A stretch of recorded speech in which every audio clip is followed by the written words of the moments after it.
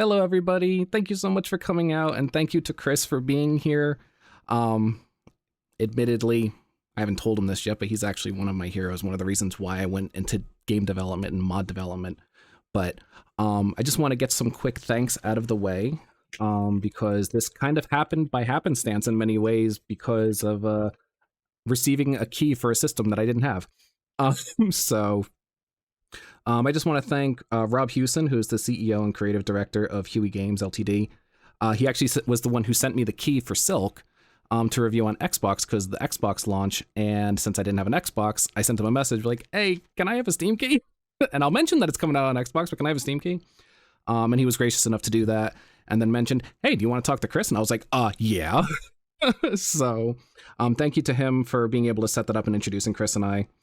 I want to thank the team over at Keymailer for setting up like a system that allows creators like myself to be able to interface with devs and producers and publishers to be able to actually review their games, because honestly I've had a lot of really cool interactions, and surprisingly I actually wouldn't have known about Silk had it not been, and I've actually burned way more time in that game than I thought I would. So and I also want to thank Chris for being here. Chris is the founder and chief consultant for International Hobo Ltd, and probably has a track record longer than I could explain, because if I were to go through all of them, we would be here forever.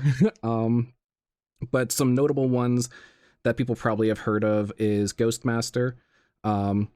Chris wrote the script for that. Tropico 6, you were a writer. Yeah. And the design of Ghostmaster, don't forget. Oh, and the design too, yeah. Yeah.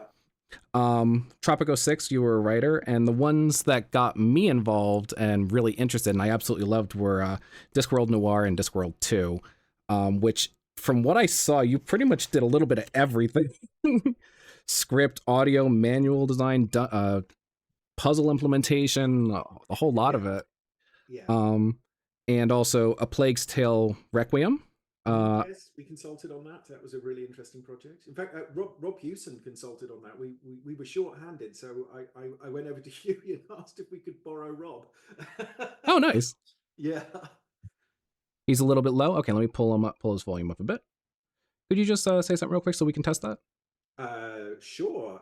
Let me take this opportunity to show off this quite rare Cult Heretic Kingdoms t-shirt, which came to me from the developers. I don't think they made many of these, and I don't wear it very often, but this seemed like a good opportunity. Oh, nice. How is that better, Eternal? Can you hear him better? Still a little quiet. All right, I'm just gonna put his volume to max. I have a headset that I could put on, and if that's going to, if it's my desk mic, I could switch over to a headphone. I prefer not to. No, I think it's because I had the Zoom capture lower. So that should make a difference. I've got you maxed out right now, though. Is that better, guys? Am I booming out across the internet? Eternal Almighty says that she really likes your shirt. That's a nice t-shirt. Is that better, guys? He's probably gonna be a little higher than me now, but I think it's just OBS being dumb. Yeah, that's OBS for you. As long as they can hear both of us, I think we're in the clear. Yeah, you're just a little bit below me now when I'm looking at my mixer, so you should be good. Well, we can. It's better, but I'm still very loud. Okay, let me fix that. Up. All the joys of performing live. Yeah, I don't have much experience with live streaming. Almost all the live stuff I've done has been live speaking, and of course you'd usually do your volume checks and everything beforehand. But yeah, it's so easy when you're doing the internet streaming, because it's only after you've launched that people actually discover what the settings are. So unfortunately, yeah. And the other thing is, anytime you're dealing with OBS, which admittedly is a great program, you have to do a lot of setup on your own. And actually, most of my stuff I've custom written because I have very specific niche situations that I need them for. Like I'm legally blind, so I use a lot of audio cues. So I've set up different audio cues to make things work for me. So like I know when different things are happening, like an ad break. Right. I will make it a point to let you know when an ad break is happening, and then we'll just stop for a second. That way, people who don't have a subscription don't get hit with the ads because I can't stop them.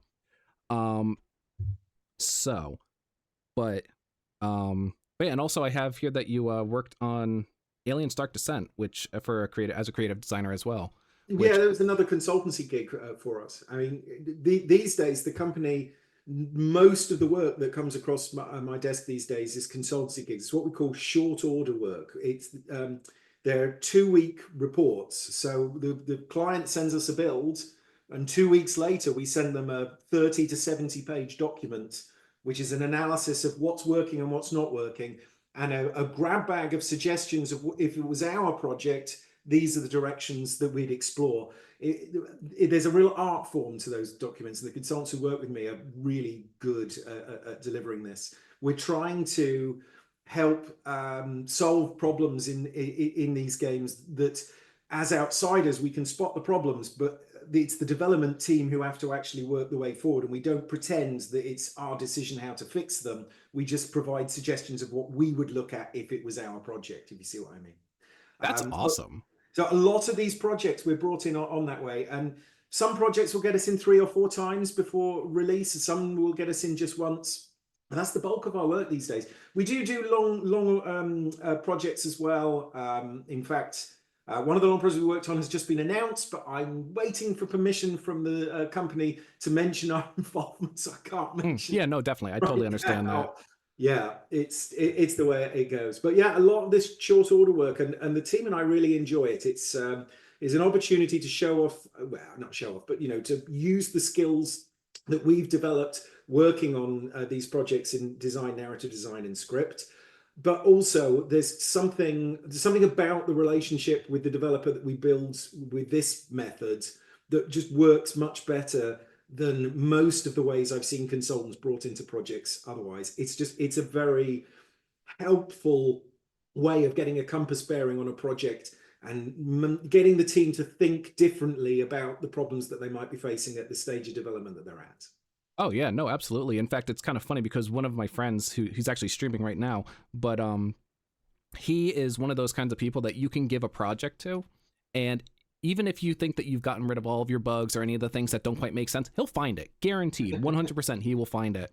But he's also really good at, like, you just kind of like giving like an outsider's opinion, because you have the knowledge, but you also have you're going through it with a critical eye, because Yeah, sometimes as a developer I find it I get so caught up in my code, and it's like, okay, I know that this should work, but I never think about like how could something break, or like it's something that I wouldn't even think of. um I think this is a problem for all creative endeavors, that you get too close to what it is that you're doing, and so you know it in minute detail, but you can't see the big picture of it, and mhm. it's an outside set of eyes to come in at that point and give you the wider perspective. Yeah, absolutely. Yeah. I appreciate that kind of work being done because, one, I think it makes better games. I think that's pretty obvious, especially looking at the list of games that you've worked on. I mean, I absolutely loved A Plague Tale. Aliens was, I loved the level, like the way that the levels were designed and the way that they kind of told a story without actually having like direct narrative, which I thought was really awesome. Um, and especially when you're trying to, whenever you have something that's supposed to create an emotive response, when you're the one that's doing the creating, like, you know what you want somebody to feel, but it's hard for you to feel that emotive response because Yeah. you're trying to trigger that. So to Yeah. have somebody else to be able to look at what you're doing, like you said, provide the bigger picture, but also look at things from a different angle is such a Yeah. huge boon. It's been really good for us, and I really enjoy it. I really like being given problems to solve, and this is a sort of miniaturized version of that. You're getting a snapshot of a development process, and then you get to look at the game design and the narrative design and think about the problems that the project is going to face or is currently facing, and what possible paths through there are. And I have to admit, it is also quite nice that we then get alleviated from the actual fixing of the That's problems. fair, yeah. When you work long term on the projects, you don't get that luxury, and every problem that comes up you have to solve. And a lot of these projects we work long time on, like Part Beyond or Tropico or things like that, yeah, the problem solving during the process can get pretty heavy. I can only imagine, especially with games that are at that scale. I think I know where this is going to go based on what you said before we started. Um, Tamaki just said he loves him some Tropico, which I agree with him. um, So you're most known for, I think, the contributions that you've made to the narratives of a lot of games. Um, and I know I'd mentioned before, like my own mod making ventures. I know how important it is to be able to tell a good story without necessarily kind of forcing the hand of the player or the user. What would you say was the impetus that got you into narrative storytelling? Right. Well, I mean, on the one hand, I do come from a tabletop role-playing game background, although I was also a heavy arcade video game player. It's not that I didn't have a background in video games, but I didn't look at video games as a career very seriously until all of a sudden I found myself working for Perfect Entertainment on the Discworld games. It Oh, was okay. it was it was quite unexpected. I know a lot of people will come of age and say, "Oh, I want to work in video games." That wasn't me. I hadn't really seriously considered working in video games at all. I had seriously considered working in tabletop games, and in fact, published a small number of tabletop role-playing games with very low print runs. At the Okay. back end of that time, there was a cottage industry of RPGs. In the 80s and 90s, well, the early 90s, there was still a bit of a cottage industry around RPGs. Magic the Gathering came along, sucked all the money out of tabletop role-playing games for Mm. quite some time, and I knew that wasn't going to work. And I did look at doing a trading card game at one point, but I'm sure I contacted Terry Pratchett at one point to ask whether or not I could license Discworld for it, but that didn't happen in the end. But yeah, I ended up quite by chance working for Perfect Entertainment on the Discworld games. And after 5 years with them, circumstances forced my hand. I got involved with a woman who's now my wife. It was an American, and the long distance was a real issue. Mhm. So to make it work, I set up International Hobo. The reason the company's called International Hobo is because for the first year of the company, it was me and a laptop, and I did Oh. not have a permanent home. I could only enter the US for 90 days at a time on a 90-day visa, and then I Mm. had to leave and sleep on someone's floor for 30 days before I could go back into the US. And that was the first year of International Hobo's existence. I was Oh, wow. literally an international hobo. But as I was partnering up with people who I'd worked with on the tabletop role playing games and looking at the consultancy business, one of the things that we thought in the early 90s, well, in the late 90s, we were having these conversations, and the company was set up in November 1999, was the video games were going down an ill-advised route in terms of its storytelling. The Mm. arrival of the CD drive had suddenly given tons of storage space, and lots of games were coming at the whole space of storytelling and largely looking at adding an animated movie to their video game, which, I mean, it does work, and Squeenix has certainly had several RPGs on that model that are beloved. I don't want to knock the idea of animated movie cut with gameplay. Mhm. We didn't think this was the only way of doing it, and we didn't think it was necessarily the best way of doing it. So Yeah. the idea of the company in the early days, when I was gathering consultants, if we got people with a background in storytelling and people with a background in game design under the same roof, we could build a common language for talking about game narrative, and that this would be better for the video games industry. And then Jason Della Rocca, who was the program coordinator for the IGDA, quietly and gently pressured me to get involved, and so I set up the game writing special interest group for the IGDA. And a Oh. lot of the ideas that we'd had about game storytelling, including this term narrative design, which my colleague and friend Richard Boone and I coined, Mhm. that's become very widely distributed, and it's all because of this involvement in the writing special interest group. And it's funny, you're right, that I think I probably am more associated with narrative than with game design, but I came into that partnership as the game design side of it and not the narrative side of it. I didn't really have much of a background in writing, even though I was hired at Perfect in part to do. Actually, no, that's not true. They didn't hire me to write the scripts. I just did it anyway. They hired me as a producer. Largely, I was hired because Greg Barnett, an absolutely genius game designer who was my mentor in game design, Hmm. needed help basically because he was always taking on too much. And so I just backed him up, and I was young and stupid and full of energy, and therefore quite an effective tool for the company to wield. Um, did I actually answer your question, or did I just Yeah, go off? I think you did. I mean, that's really interesting because, in a way, like you said, it kind of happened by accident. Yeah. And it's funny because you mentioned the IGDA special interest, the writing special interest group. So, one of my background is that I'm a librarian, or I was a librarian until I got disabled. But one of the things is we used to do a lot of what are they called? They're basically like blog posts that are made together by for libraries to be able to share information and be able to get like a bunch of sources together for a particular topic. And one of my colleagues who was actually doing a whole section on narrative game design and narrative game writing actually was trying to find information from the writing special interest group in the archives of different places that had different events. And it was actually really fascinating seeing all that pulled together because we actually were able to use that information to be able to put together a collection for students.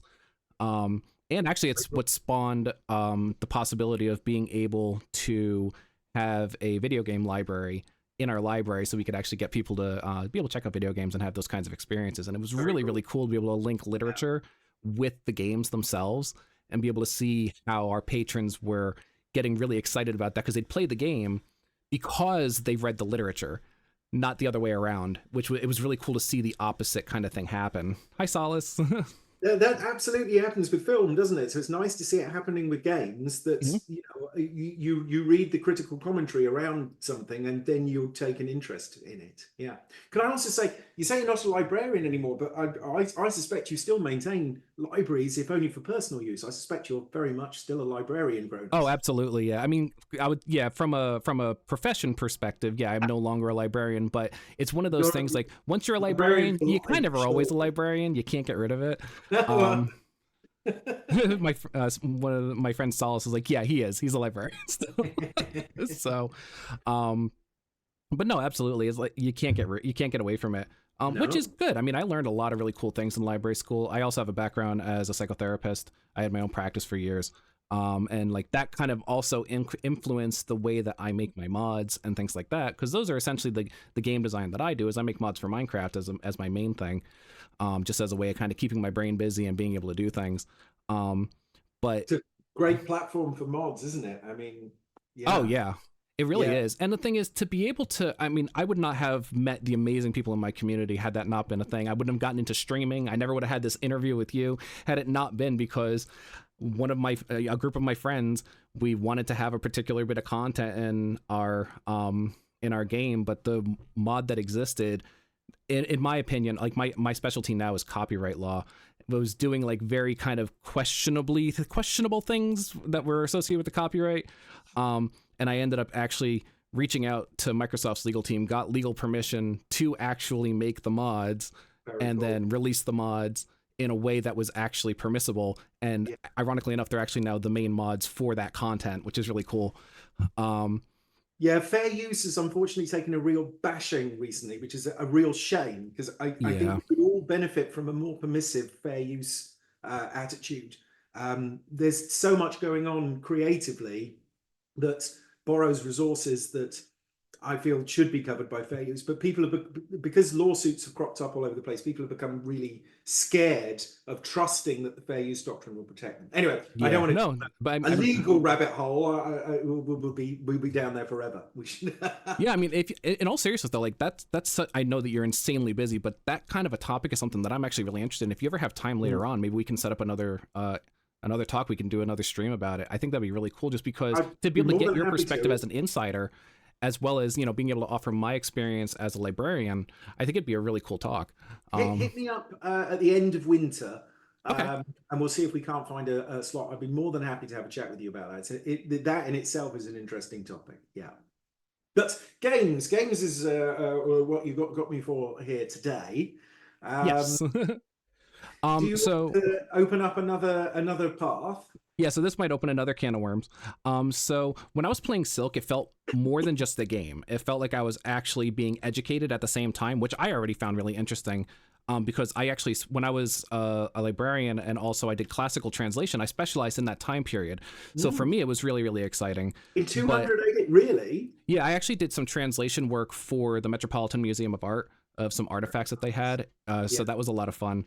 But to be able to, the kind of getting off my question, but the thing that I found so fascinating is I recognized that I was in Mesopotamia, and I'm like, I want to find a rook, and I went to where I thought a rook would be, and it was there, and I Yeah. thought that was so friggin' cool. I absolutely. I mean, I Silk is a really difficult project for me to talk about in some respects. On the one hand, it's a very personal project, although the circumstances by which it came about were not quite as personal. But I've always really loved this 200 AD period, and I wrote a very short tabletop role playing game called Silk with a friend of mine, Rob Briggs, who's over here in the US now. Like me, is an immigrant, a British immigrant to the US. And I always liked that setting, and I always wanted to do more with it, and I'd always failed to manage it. And then the circumstances contrived out of this incubator program that I'd set up with a university that we had ties to, for their master's students, bizarrely led to this project, which on the one hand is a tribute to this programmer Mike Singleton, who people in the US don't really know, but British games fans know Mike Singleton, and his work was incredible. He was working on 8-bit platforms and just squeezed so much out of so little, so cleverly. Mm. His game Lords of Midnight, which inspired Silk, is the best adaptation of Lord of the Rings to not have the license. You said It's Midnight? so clever, and I mean, it fits in. I don't know if it's 16K or 32K. You can't make a Word document that's that small these days. And That's here is a cool. whole game with a massive war and adventure system in it. I love Lords of Midnight. I always wanted to do something that would pay tribute to Mike's work and its inspiration for me. And I'd always loved this 200 AD setting. And so Mm-hmm. Silk brought the two together. And I spent so much time doing the research. I wanted to find every city that I could confirm was around at that point on the Silk Road. And I doubt I got them all, but I think I got all the ones that are well known. So if anybody knows of a city that was on the Silk Road in 200 AD, there's an excellent chance it's in Silk.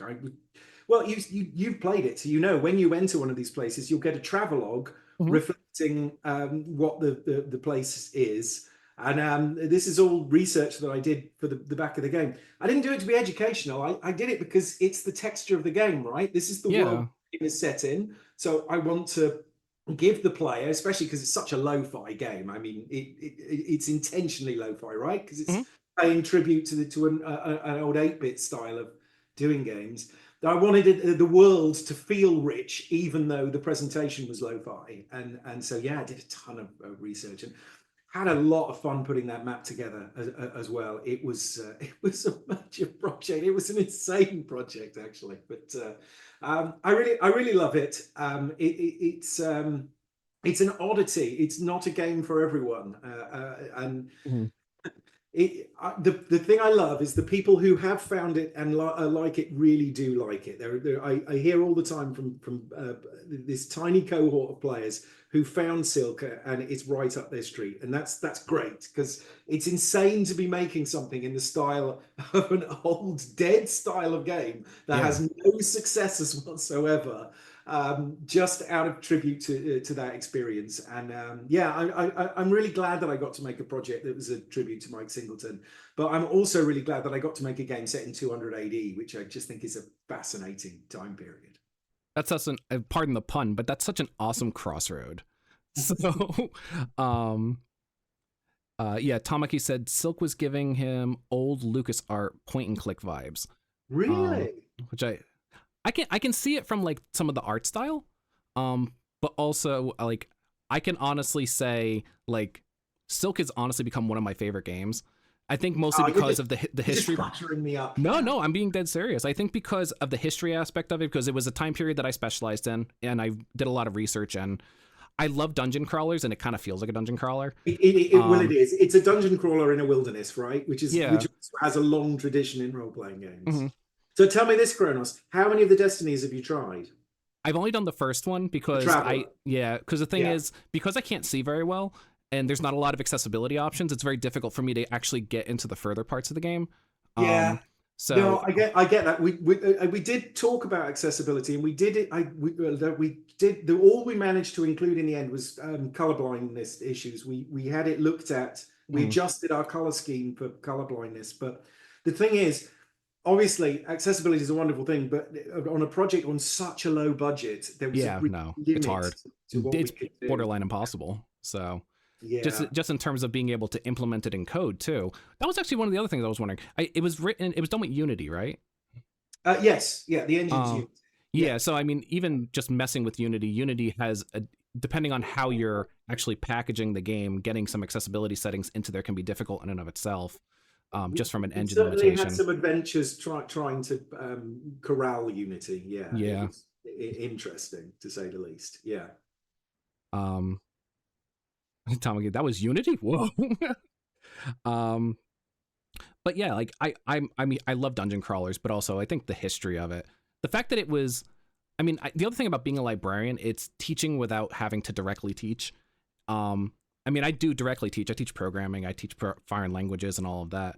But like to be able to, how do you say this in English? Like, um, I, there's a saying in Chinese that you soak the towel before you give it to someone. But it's like the idea is that you're kind of like doing the pre work. Um, That's a great metaphor. I've never heard that before. That's and really, yeah, like really you cool. soften it up and you make it more usable for the person, Yeah. and then they can actually start to learn without realizing they're learning. um The best learning isn't achieved by teaching. It's caused by getting people interested in a topic so that they will learn out of their own intrinsic motivation. The more people want to learn about something, the less teaching is required. I'm not really sure that teaching is required. I think teachers are at best there to support people's learning process. I don't really believe in outright instruction.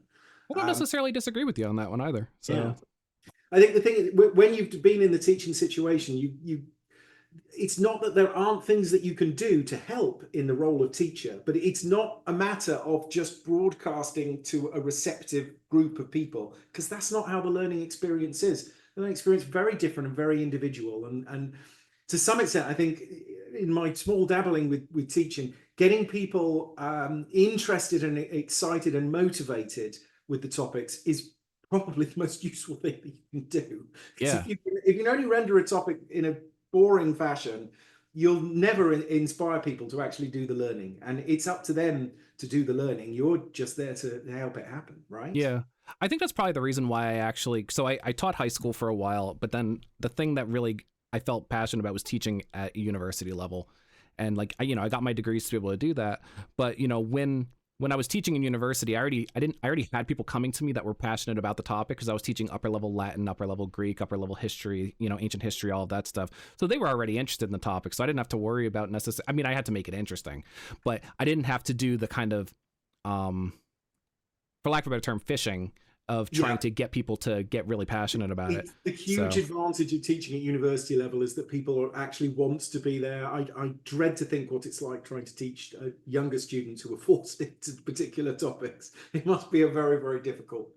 yeah, because I taught Spanish in high school, and it was oof, especially because they had to be there. It was just kind of like, okay, how do I make this interesting? So then I switched the class to be immersion, which got people really interested. So I would teach the class in Spanish, and we'd go over things in Spanish. We'd actually not use the book most of the time. It was like, let's watch a show in Spanish and like experience the language and just have fun with that.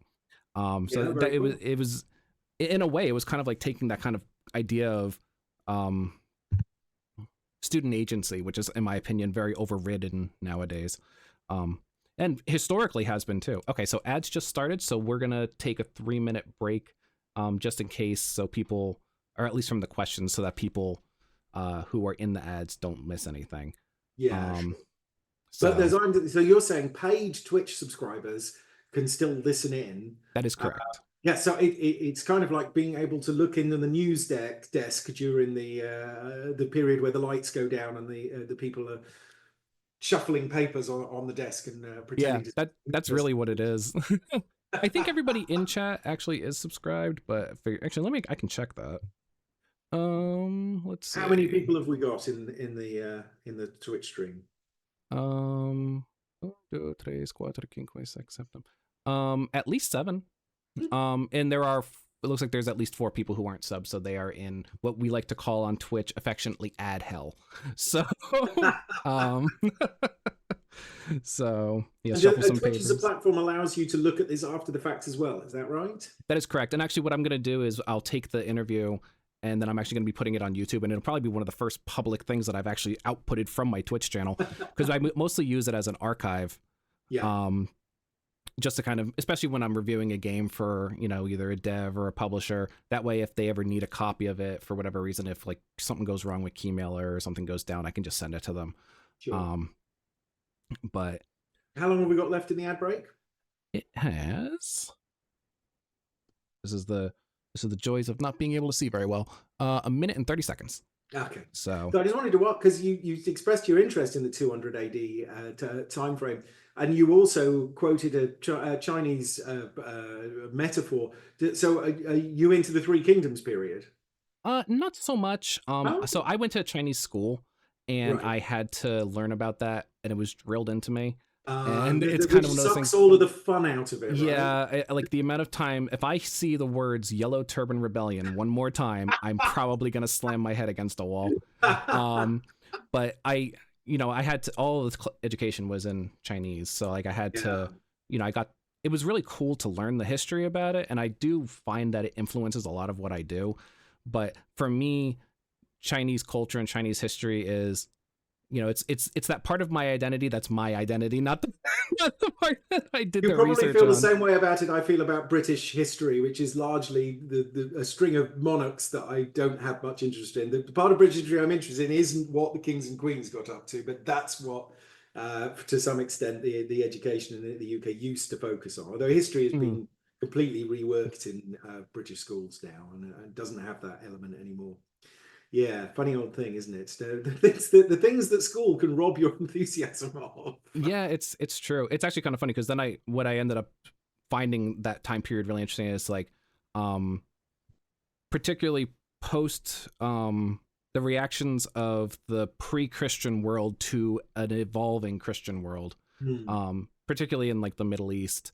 And there's another reason why this doesn't get much space in Silk, because the storytelling medium is places, right? Yeah. Although also, and as much as I can put together of culture and the choices that the advisors have for each other, but yeah, I mean, obviously there is this emerging Christian world there that is still quite an alien world at 200 AD. It hasn't really come together yet. So that's another fascinating thing. I find that whole period, the whole 200 AD period, fascinates me, and either end of the Silk Road is just as interesting to me. As a European, I never came across the Three Kingdoms stuff until playing Dynasty Warriors. Okay. And then when my wife and I played and loved Dynasty Warriors, that made us get the Romance of the Three Kingdoms and read that in English translation, because obviously well, it's not obvious, I suppose, but no, I don't have any Chinese language skills at all. I speak enough Japanese to get by in Japan, which has served me quite well business-wise. Oh, I'm sure. So we are back, and actually, but I'm going to kind of pivot from what you just said, or not pivot. I'm going to kind of lean into what you just said. Okay. One of the things about Silk that I found really interesting was the faction system, and how the factions had interactions with themselves, with each other, but also it felt like, depending on your party makeup, you actually had the kind of little faction wars in your group. And also to see, I thought it was a very, very interesting, and maybe this was intentional, I'm assuming it was probably intentional, but it was a very interesting commentary on what happens when you come in contact with someone who's better at something than you are.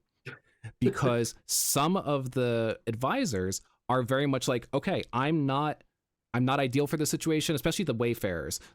This person knows the area better than me. We should definitely hire them. But the ritualists, they didn't want any other ritualists in the party because, like the other people said, like if there's more than, when you've got multiple ritualists, you don't have to argue about who's right. Yeah. But the reaction from the ritualists themselves, I found the most interesting because it was usually either doesn't want to get involved, or if they do get involved, it's I don't want to have my position questioned. I don't want to have to look internally and deal with my own presuppositions, which I thought was brilliant in terms of like just a commentary on human condition.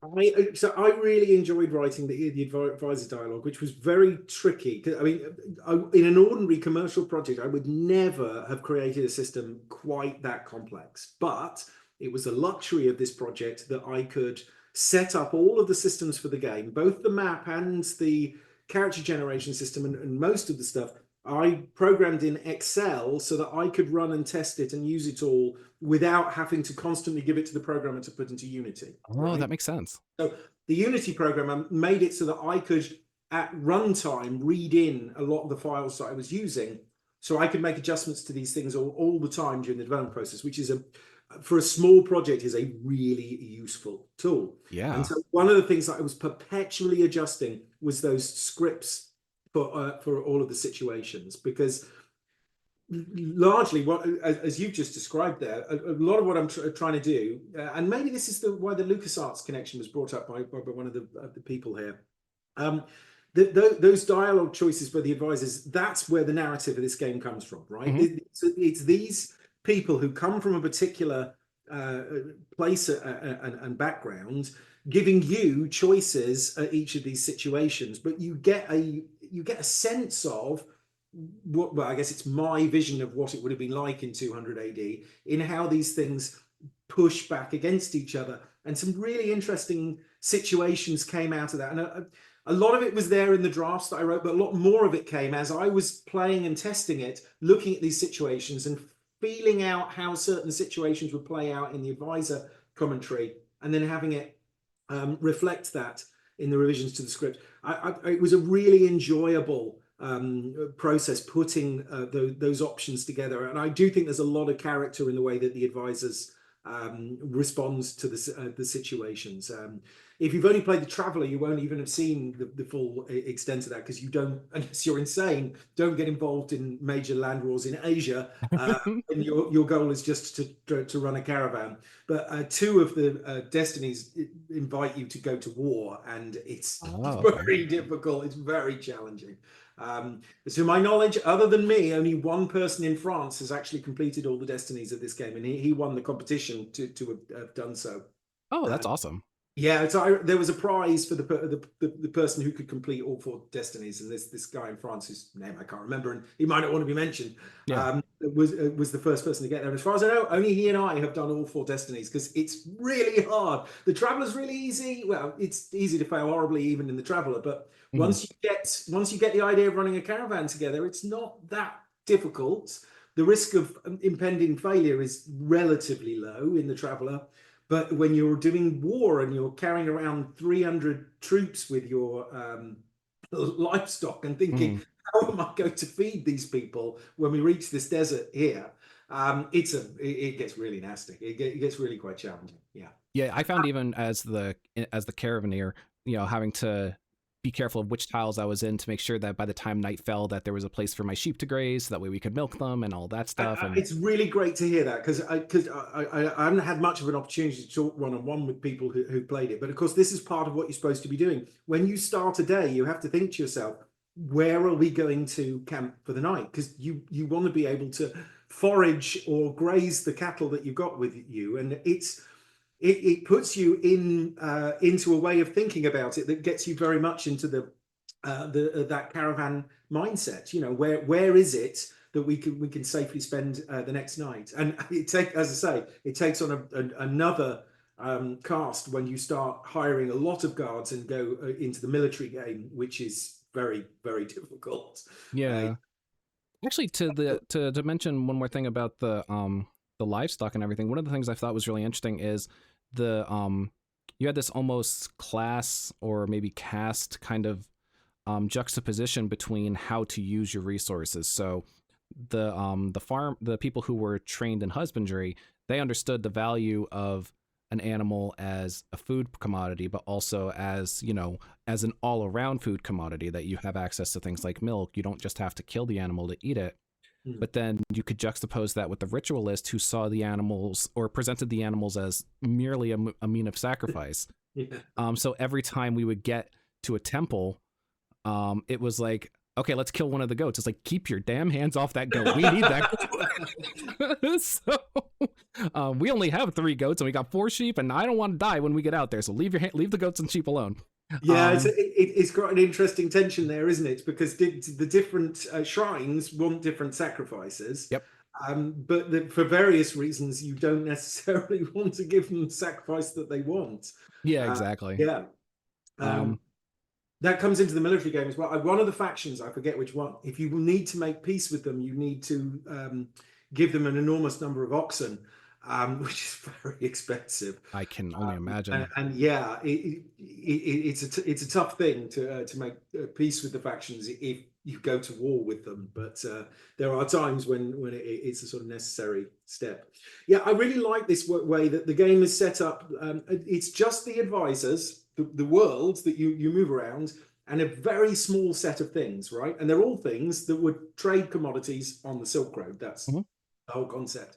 I really like this setup, and I think it gives you a sense of what it's like in the place and time. You get a real appreciation for what it means to have horses, right? Oh yeah. You know, the horses are the sports car of the 200 AD, right? If your whole caravan can move on horseback, it's just a huge luxury situation. Oh, yeah. I like the way it makes you reflect on these different things, on silver and silk and goats and sheep. Probably the only game ever, other than Goat Simulator, that's made you think about goats. And this time the goats aren't raging, you know, absolute hell upon everybody. But no, you could argue they kind of may have been, depending on what you had to do. So I know that we only scheduled for an hour. So I can probably spare you a little bit more. Okay, cool. Yeah, I certainly don't want to tie up only having talked about Silk, because I don't know who's listening in, but they might want to talk about one of the other games I've worked on. I'd be more than happy to do so. So yeah, actually, that's what I was going to do. So I did have some extra questions, but I also wanted to make sure that I opened it up to chat to see if anybody had any questions in particular. So do you guys have any particular questions for Chris about the games that he's worked on? You know, narrative game design, anything like that?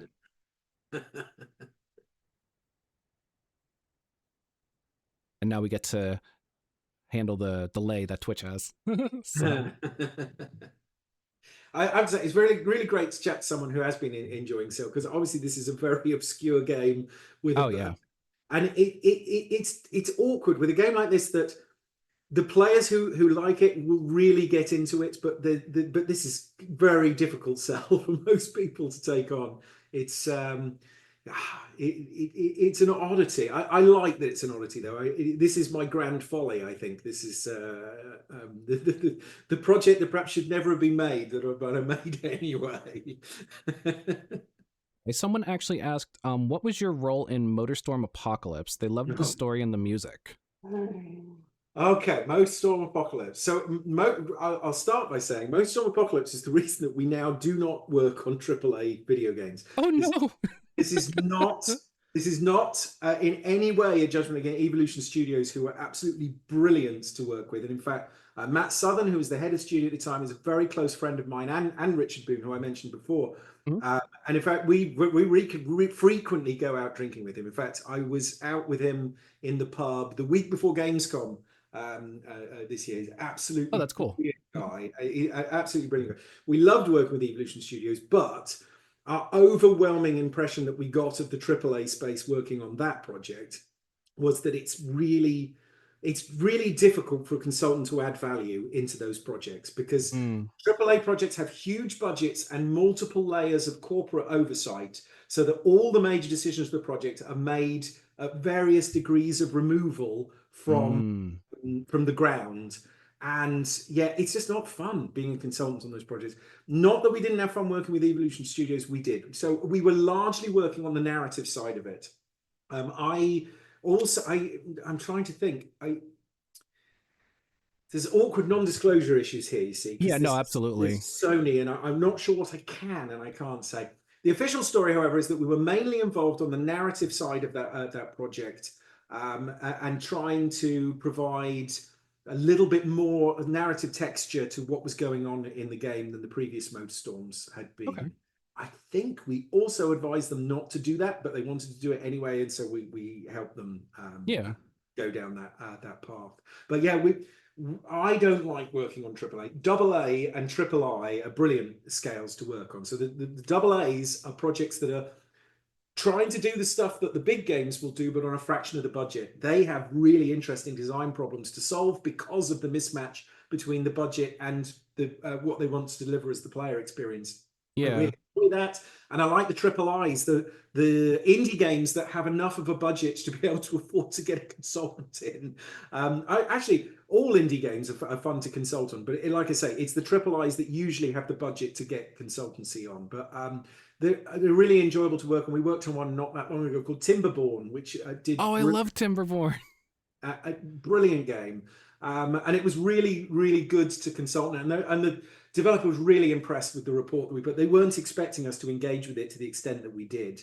But yeah, we really loved that, and we thought that was a real classy project. That was a really good fun to work on. So yeah, in answer to the original question, we were largely working on the narrative mode storm, but during our time with Evolution, I did consult on a number of game design features for both that and another project, but I don't think we officially get to say we worked on that other Yeah, project. no, I Ask what understand that. it is. Yeah, it's Yeah, NDAs are tricky, and I'd rather you not have to worry about putting well, yourself too close to a Sony, wall. So Sony in particular is particularly awkward, and we don't have quite the relationship with Sony that we used to do. We used to be really close with Sony because we used to be close with the Sony Liverpool studio, who we oh, worked okay. with a number of projects. But yeah, I've got an anecdote that I would like to share, but I think prudently I will not. Yeah, no, definitely. Just I understand that. Um so it actually Tamaki made the point that so essentially that happening is what gave the opportunity for Silk to happen though. Because it kind of helped shift a a perspective in a way to kind of do more indie stuff. I mean, certainly, if we'd had a really great experience working on the Triple A's and had wanted to do more, then the trajectory of the company would have been very, very different. Yeah. Because I know a lot of writers who like to work in Triple A, which is writers who like to sit in meetings, is what I would say about that. So yeah, I mean that could have changed the trajectory of the company quite considerably. Yeah, I don't know if there's a direct connection between the way things went with ModeStorm and how things ended up in Silk, No, but no, but an indirect kind of because it helped inform your decisions on how you wanted to move in so forward much with that there was a International course Hobo. correction there that had Yeah, significant impact on the way that the company worked. Yeah. yeah. Yeah, I've never thought about it in those terms before, so that's quite interesting. Have we got It, any more questions from the punters? do we have any more questions? Hi, Phoenix, by the way.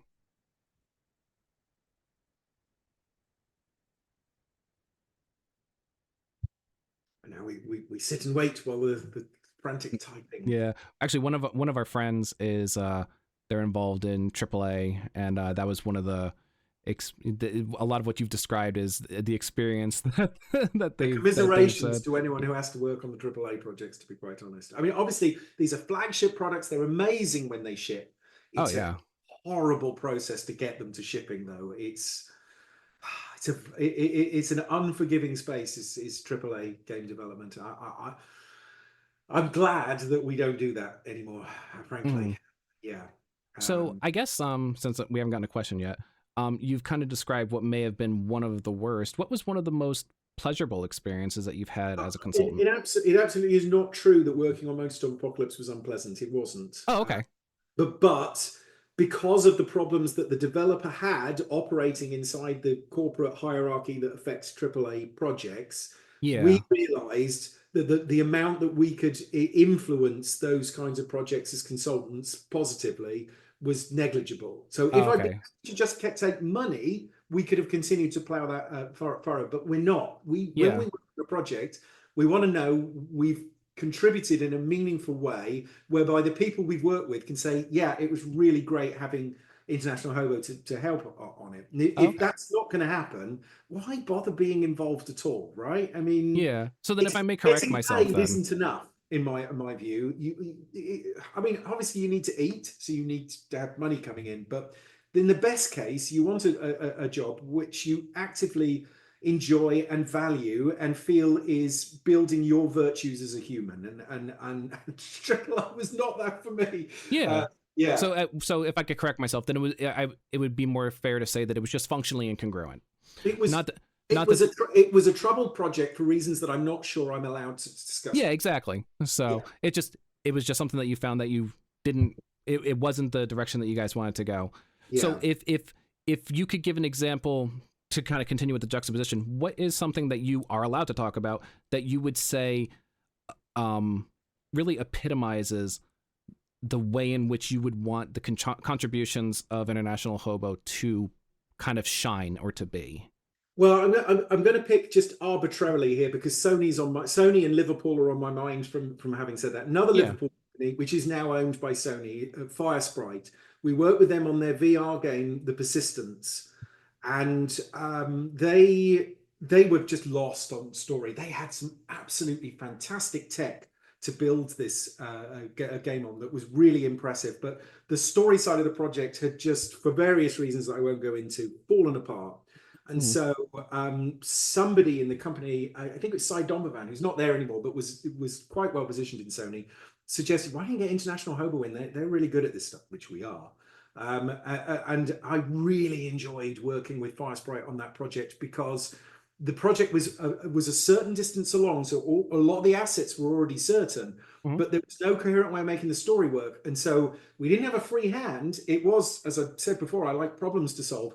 There was a problem to solve. These are the assets that we've got. This is what they want to do with the story. Is there any way of making this work? And so we thrashed out with them some structural approaches to the narrative that would give them a story that would work, that could be played in more or less any sequence which they wanted, which not Mhm. every company wants. Yeah. I really enjoyed working with Vicebright on that. It was just the kind of collaboration that I like, whereby the team is really into the problems that we're trying to solve, and so really invested in the problem solving process, if that makes sense. Yeah, no, definitely. Yeah. Uh, And I also really enjoyed the studio time. We were with Pit Stop, who are a really great voice over provider based in London. And I'd suggested for this one, because a lot of the dialogue is between the player's character and a voice in their ear, basically. You know mhm. the and I said to them, you'll get it'll cost more, but you'll get a much better outcome if we put both of these performers in the studio at the same time, Oh, that's which true. we Yeah. did. And it was great. It was a really good recording sessions. Pit Stop knocked that one out of the park. Really great. That's Yeah. awesome. So that was a really enjoyable project for me. And I mean, I guess it may have been shading on AAA in some respects, but VR projects eat up a lot of their money just in the fact that they're in VR. And so Oh, yeah. they don't quite have that sense of insane scope and capacity for creep that the full-on AAA projects do. That was a really great project. I think of all the Liverpool projects we've done, I think perhaps that might be my favorite. It was really rewarding. Yeah. That's really cool. One of the questions I was just asked, and especially because this is especially pertinent to most of us who are streamers, but also content creators in general. Um, Essentially, you end up being your own boss, or or if you have a company, it's very difficult to kind of manage like work-life balance when it comes to like trying to figure out ways to continue to make things that you're passionate about without burning out. What Hmm. would you say that you found works really well to help you deal with work-life balance? If that is something you actually have balanced, I don't know. No, I mean, that's a brilliant question and a difficult question. I feel, and I'm sure my wife would agree with me, that I have actually struck a really nice work-life balance. And partly that's because of the story of the way the International Hobo Company has changed. So at a certain point in our past, in the 2000s, we were an ordinary company with employees and salaries. And then we had a project, a troubled project. It was actually a Heretics Kingdom project, although there've been more than a dozen here. Even though we've only shipped two, there've been more than a dozen Heretic Kingdoms projects. So this was one of the unfortunate Heretic Kingdom projects that didn't come out. And we hit a tough point, and it was what was really messing with my head was the need to ensure that the staff would get their wages at the end of the month, which any company owner has to face this horrific need to ensure that there's salary to pay everyone, because otherwise you have to let people off. And it was stressing me out beyond all consideration. And so after that project went south, I decided, right, I can't carry on running the company this way. We have to reform the company. And so we reformed the company, and for want of a better description, as a kind of collective. In that, what happens now is there are no salaries in the company. There are projects and consultants, and every consultant who works on a project, we work on an equal pay for equal work principle. So if two consultants work on a project, the company itself takes a cut to cover the overheads, and then they share the rest of the money equally between them. And if three people do it, the same, more or less. And this was such a relief to me, because now, if the projects dry up, yes, okay, there's no money and we'll have to live off savings for a bit, or have to economize and grind my own wheat, which is an emergency measure, or all else fails. But I don't worry about the salary stuff, which makes me less stressed about work, right? And that's transformation of the company, which is not something most people are in a position to do, to be fair. Right. Has it helped me enormously. But in the early days of the company, I found it very difficult to get separation from the work, because I mean, I've been working remotely since 1999, as the anecdote about the first year of International Hobo being me and a laptop makes abundantly clear. So I had this issue for a while that the work would not leave me alone when I finished work. It was rattling around in my head. So for a brief while in the early 2000s, when I finished work, I would go 7 times round the table, and that was my journey home, so that I had this thing to symbolically give me distance from the work. Does that make sense? Yeah, no, that's actually so I had mentioned before that I was a psychologist, and one of the things that I used to work with my clients on was actually allowing what's in your mind to be able to be expressed through your body. And being able to create what are called, I mean, in psychology we call them sacred spaces, just things that are separate. And sometimes having a ritual like you just described, walking around a certain space a certain amount of times helps kind of signal to you, like, this is the separate space, this is a sacred space, this isn't the place where the things outside of this space come into. And in a way, like, I used to describe it as I used to actually suggest that people walk around a space, and what they were doing is essentially laying protective bricks on those areas to kind of not wall off, but to kind of like separate, this is a space for this, and this is what I'm going to do to be able to have my work and my non-work. So for someone like me who also works from home, I have my office in my bedroom, but I have, I kind of do that same thing where I, in the morning when I wake up, I take my bed and I flip it up on the wall, and I'm doing that ritual to kind of make it a workspace. And absolutely. Then at the end of the day, I take my bed down and it becomes it is no longer a workspace. So I think that's really, really, really good advice. Honestly, these little rituals make a big difference in how you think and feel about situations. So I would encourage people to create their own ways of ensuring they get separation from work. I mean, I don't have to worry about that. That in the early days, I lived in a small flat. Now I'm in my nuclear-proof bunker outside of Nashville. I work in the cellar, and then when I go upstairs, it's like leaving the underworld, and so it's much easier to leave my work behind. That was a great question. I suppose the other thing I would say on that, in terms of work-life balance, it's very difficult when you're a salaried employee in video games, because most of the employers are not respectful of the idea that that you have a life outside the office. Mm. There's an unspoken assumption that you will crunch when the crunch comes around. And if you do work in video games, my advice is try and find the developers who believe that crunch is a mistake, because it is. Because if your project has to crunch, it means that the project is badly organized, basically. A one-off crunch because of some issue, some issue gets thrown up and you have to fix it. That's not what I'm talking about. I'm talking about those companies whereby every month, as the milestones come around, you Yeah, don't there's a get any culture of time to crunch. yourself. That is a bad working situation. You're working so hard, you're going to make more mistakes. It's a disaster. The companies that have this sorted out know that the employees need space from the work, right? And if they're not letting you get it, you're probably not in a good working situation, and you might want to consider trying somewhere else.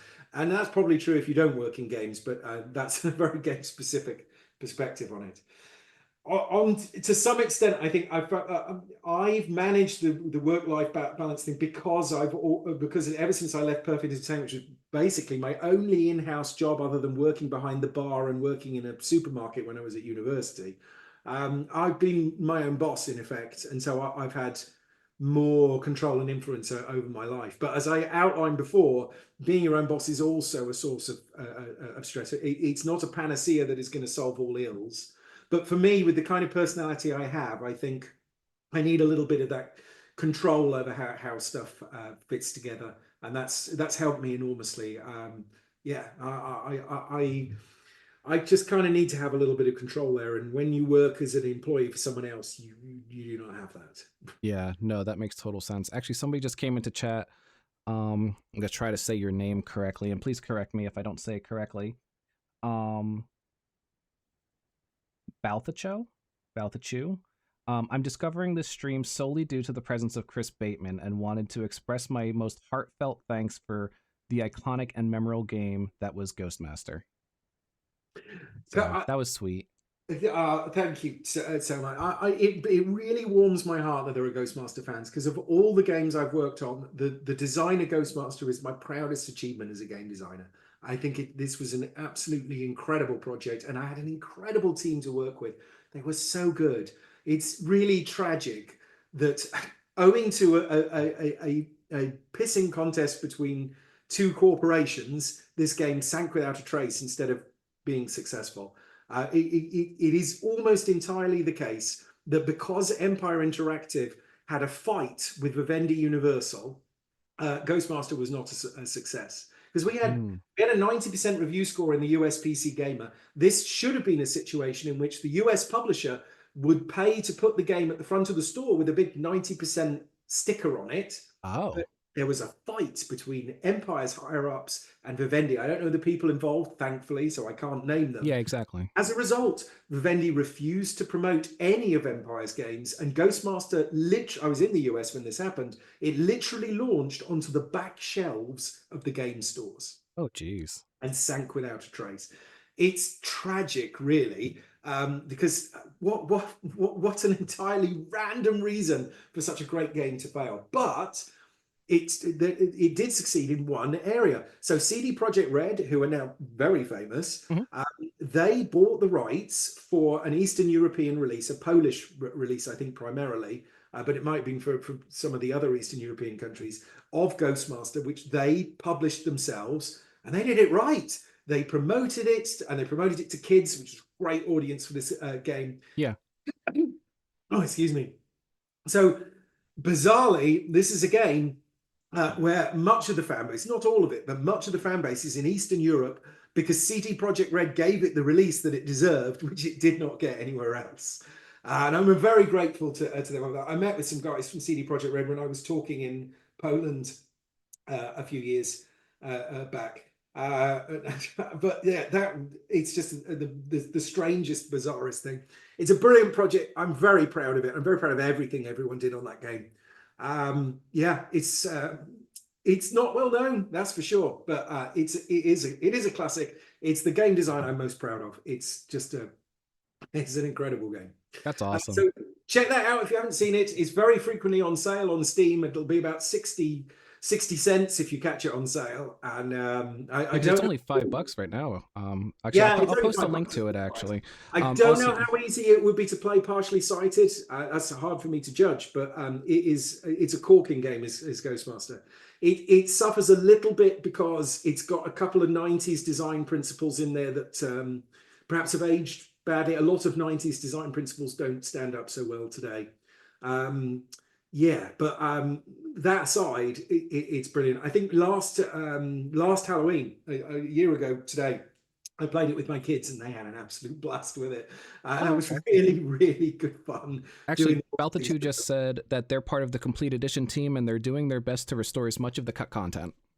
Yeah, So I mean, this is an amazing project, but I also feel like these guys are the ultimate Sisyphean boulder push here, because they're taking stuff that was cut from the game and not developed and making it anyway. I mean, hats off to the team for trying to do this, but I mean that's a thankless task if ever there was one. But it's amazing, and it's amazing what this team is doing. I mean, this is a mod like I've never seen before.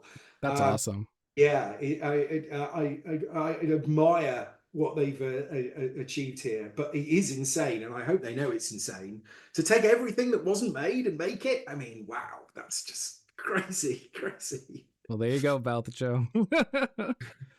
Thank you for popping into the stream. I appreciate it. Um, I guess my last question, because we're coming up on the end of time, Yeah, is what are some upcoming projects that you have that you're allowed to talk about that you're working on? I mean, I understand consultancy is one of those things where NDAs are gold. So, yeah. are there things that you are allowed to talk about yet, or? It's funny you should say that because just today I sent out another batch of emails to various people saying, "So you've announced such and such. Can we mention that we were involved in it?" I do not have clearance from any of the projects that we worked on this year to talk about. In fact, hang on, give me a second. Sure. Let me look at our schedule for the year, and I'll work out if there's anything at all I can mention. I'm hoping by the time our December newsletter goes out, I'll be able to mention some of the games that we worked on. I Uh, think, Suspect M says the funny part is that the mod for the complete edition mod uh is actually, or the mod's mod scene is actually picking up steam. So actually it seems to be there may be a resurgence, which is actually really, really cool. Balthachu says we are lucky to have an extremely good team members, but are mostly honored to pick up the torch. So that's awesome to have such a supportive community, working on. the Ghostmaster fans are the best. They're really lovely people. Sadly, I've looked at these. There's about a dozen projects here. As far as I can tell, I cannot name our involvement in any Yeah, of them. no, that's totally understandable. Um, So one of them I know that I can discuss when it's released, but it's not released yet. yeah, yeah, One I think is released but in early access, and I would need to.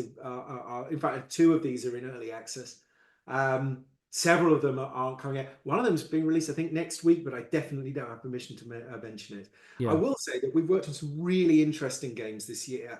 It's been a really eclectic set of projects, and yeah, some really interesting stuff that I hope I can mention soon. Yeah, My yeah, no, goal is definitely. by the time the November newsletter comes out, I've got a handful of games I can say that we actually worked on. But at the moment, sadly, there's nothing I can name. It's really embarrassing. But this is the cost of being a consultant, unfortunately. There's games Yeah. I don't ever get to mention that I worked on. So but honestly, there's I think nearly 100 games that people know that I've worked on at this point.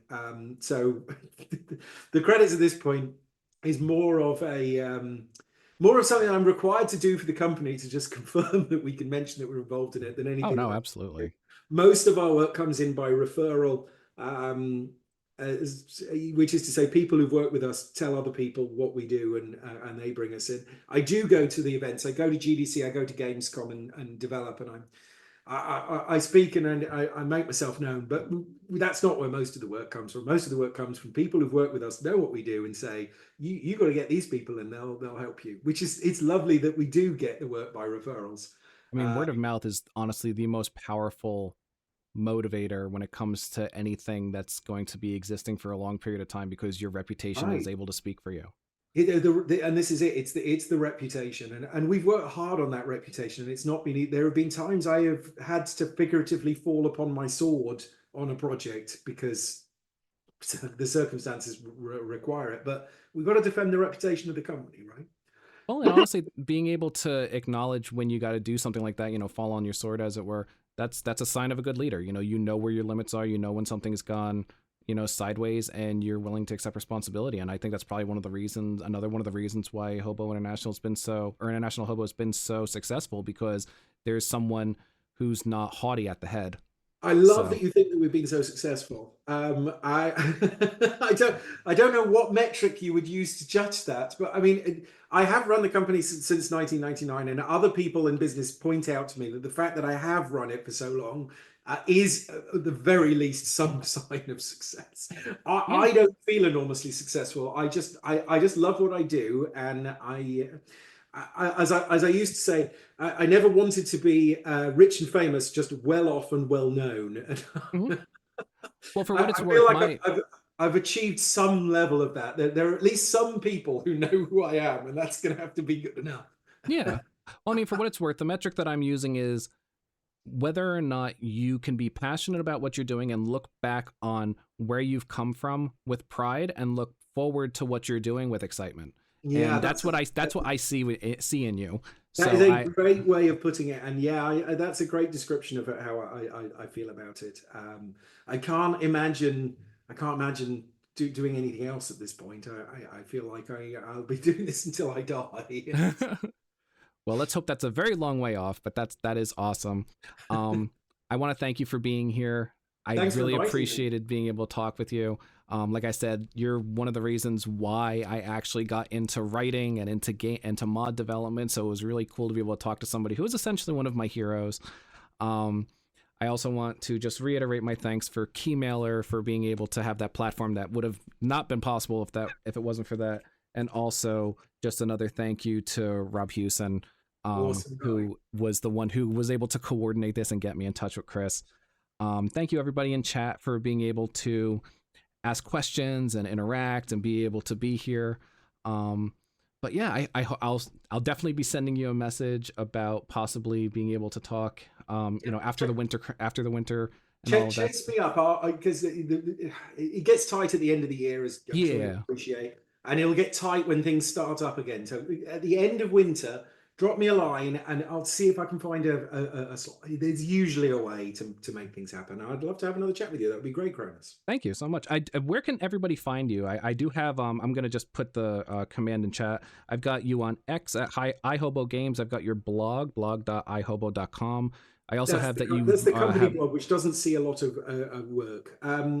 So, I mean, if you're interested in games, the place to go is probably the iHobo Games Discord, which I don't have a link at hand. There's a small, friendly community there. A lot of Ghostmaster fans, some Discord Noir fans, the odd Silk fan.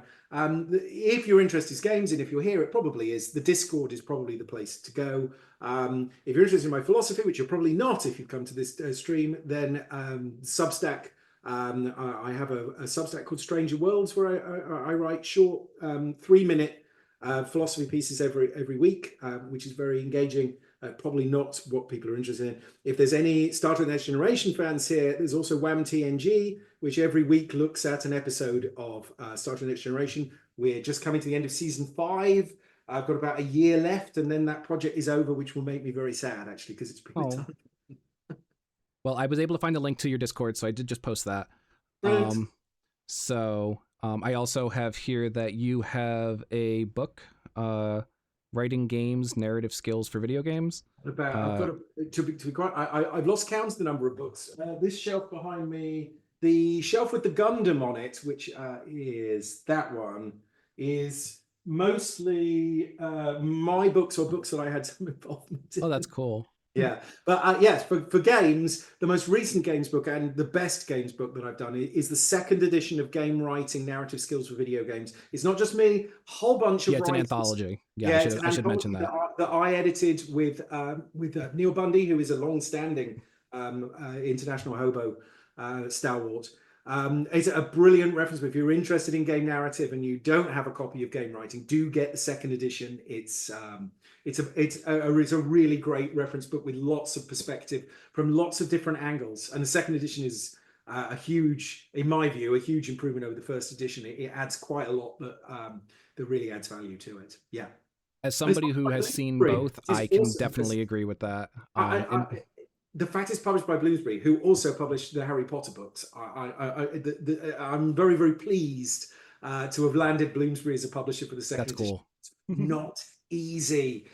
That second edition was very, very hard project to land. Second edition of books are not easy, especially if you're switching publisher. But the original publisher had become this bizarre under lich of a company that was not really involved in anything other than managing its back catalogue. So it had to go somewhere else. Yeah, I'm really glad to land Bloomsbury for that project, and they would be really good for us as well. Yeah. As the person who did the interaction with Bloomsbury to get a copy of the book for the library, and as someone who interacted with the company who did the first edition, I completely know where you're coming from. Yeah, so, there's a big difference, isn't there? Yeah. Yeah, there really is. But it is the fact that it's an anthology, it's pulling a bunch of information from different sources and making it into a cohesive piece of a cohesive conceptual document. It's really, really good. I actually do recommend it if anyone's able to get it. I did put an Amazon link. It's not an affiliate link, but it is an Amazon link, as well as a link to the Bloomsbury website. But I guess to wrap things up, thank you again so much for coming out. Thank you to chat for being here. I hope everybody has a wonderful time zone, and I will see you all next time. Bye, y'all. Take care.